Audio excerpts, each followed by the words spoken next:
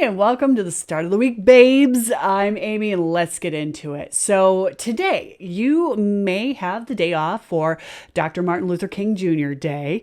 He's best known for nonviolent resistance to achieve equal rights for Black Americans, earning him a Nobel Peace Prize.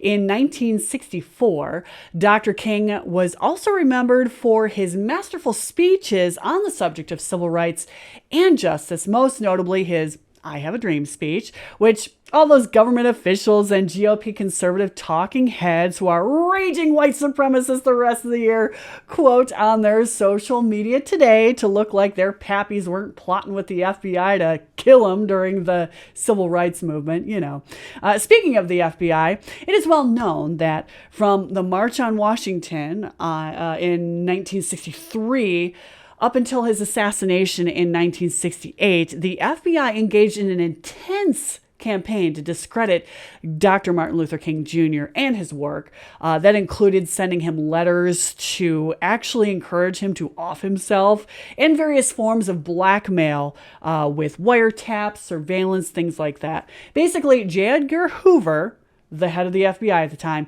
did not like this guy. So it is my absolute favorite thing to do today is to watch the Twitter account of the FBI honor Dr. Martin Luther King Jr. today. And, well, watch the comment section. Here's a couple of my favorites. Oh, look, Clippy is coming to help us out with this. How nice. Oh, the old Eric Andre meme. It's one of my favorites. Oh, another classic. Hot dog guy. Yes. And someone going as far as posting an actual threatening letter now known to have been sent by the FBI to Dr. Martin Luther King Jr.'s home. Wow. Woohoo! The internet is brutal, y'all. You just can't hide this stuff. But Dr. King's work is not done yet in the year of 2023. Here's a quick little example for you. Did you know that some southern states actually double dip on holidays that they recognize?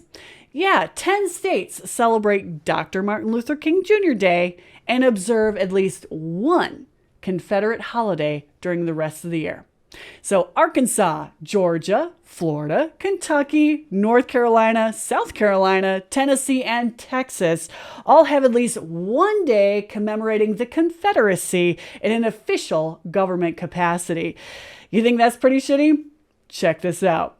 Alabama and Mississippi celebrate Dr. Martin Luther King Jr. and Robert E. Lee, the losing Confederate general and slaveholder, on the same day.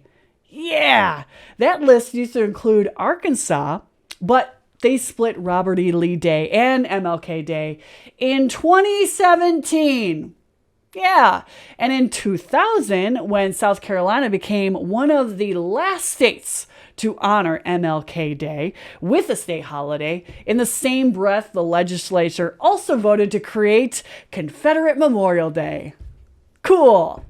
Yeah, so the work is not done, my dudes. Now, if you're looking for something to do for your day off, you can totally, participate in the day of service, but here's a twist. Do you happen to have a holiday celebrated in your state that has some white supremacist backing or ties?